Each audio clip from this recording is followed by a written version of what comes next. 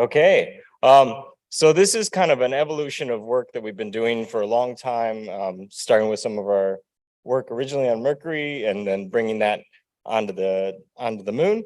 And I want to say that I'm kind of the middleman here between the original model that Dave Page developed, and then my grad student, Jose Martinez Camacho, has been really working at pushing this to extremely high resolution, which now makes it useful models for these mission traverses such as Viper that we're working on.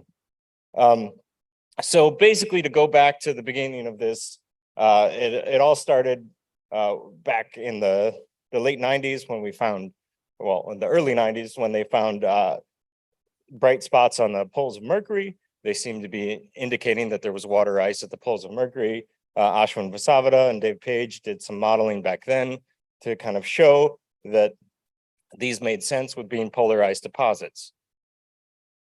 That evolved over time. We got the messenger data, got high resolution topography. We're able to model where ice should be stable, and it matched the radar data incredibly well. Here's just an example from our 2013 paper where we did these models. So this is the maximum temperature that you would see over a 2-year period on Mercury. And then here's where ice should be stable in that model. And then here's the radar data.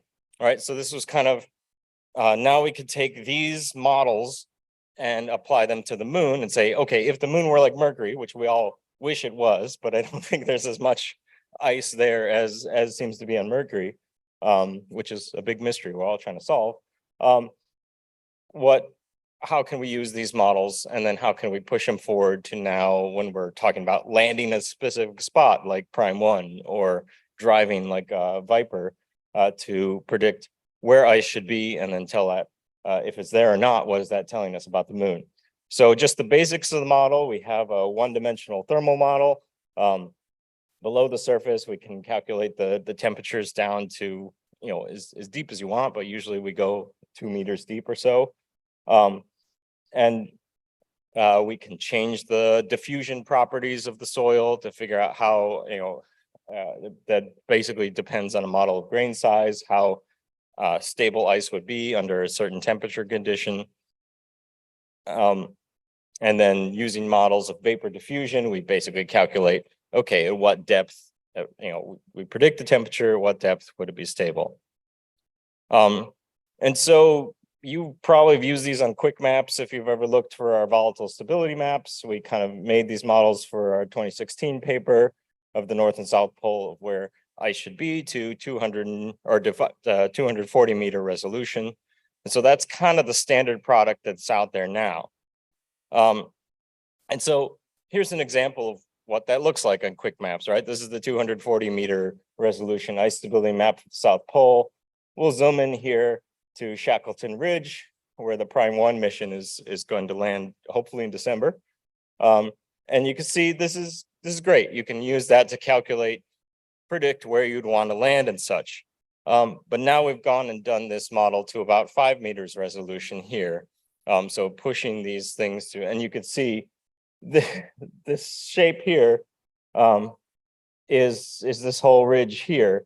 And you can see now this is much more useful if you're trying to pinpoint land emission to try to predict a place where you would have ice stability or not, which is incredibly important for a landed mission like Prime 1. And so they've been using our models to help pick the landing site. The next evolution of this is for the Viper mission. So here we're gonna fly down to the Viper site. Ooh, maybe. It's a little janky. All right. So here we're going to Mons Motan, where the Viper mission will land. Oh, sorry, this animation got a little janky, but here we see a diurnal illumination cycle. This internal part of the model is modeled to 4 meters resolution. Sorry, the animation isn't playing very smoothly here. Here's the temperature model. And then from that, we'll see then we can find the ice stability when it plays through here. It looks very pretty when it all plays smoothly.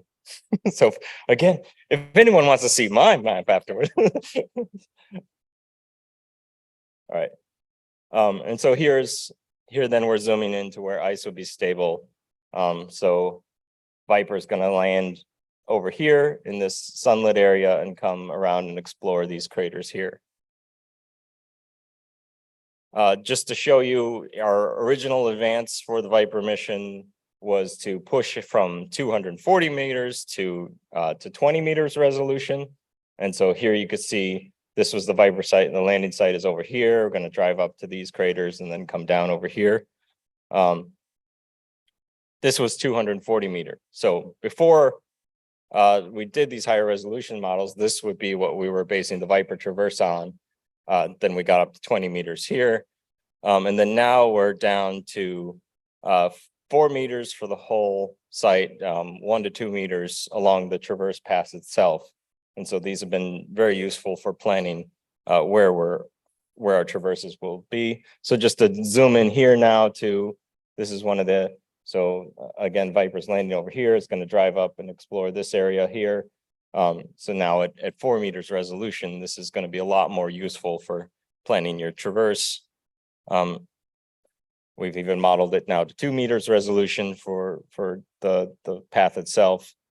And then here you see what 20 meters resolution looked like. So 20 meters was our revolutionary project of a year and a half ago or so. And now we're at something that's much more useful for planning traverses. So this is basically not really a science talk, but more advertising that if this is a useful technique for planning your missions, or you want to be able to navigate around to find exact ice stability predictions, we can provide that to the community, and we're working on doing models like this for most of the Artemis sites. Yeah, so here is the Viper site, and then here are some of the places we've modeled. We modeled a few more that I haven't shown here for the Canadian Space Agency for their landing site for their rover. But so yeah, just we're out here. We can help you if you're trying to plan your modeling in traverse. And thank you very much. Oh, this one's playing well. Stay here. We actually have time for questions. Oh, okay. So now that we actually have time for some questions after a talk, does anyone have any? That's okay. Oh, looks like we got a couple takers. Hi. Or questions for the previous. More interesting. Well, actually, question for you, Matt. This is Erwan Mazarico from NASA Garden. So how do you deal with the computational cost? I guess, do you run on a huge cluster? Have you improved the method from Page? You mentioned that, you took his model, and are you just applying it, or have you changed like the weights done computationally? Yeah, the main thing that we're adapting is doing adaptive meshes, where we have a high resolution in part of the mesh and low resolution where we're not interested in. So like the Viper traverse, we've kind of modeled high resolution along the path, but we're still running on the UCLA cluster that Dave Page developed for the Diviner mission. So we haven't really sped up the system yet, but it'd be great to work on that. And then, sorry.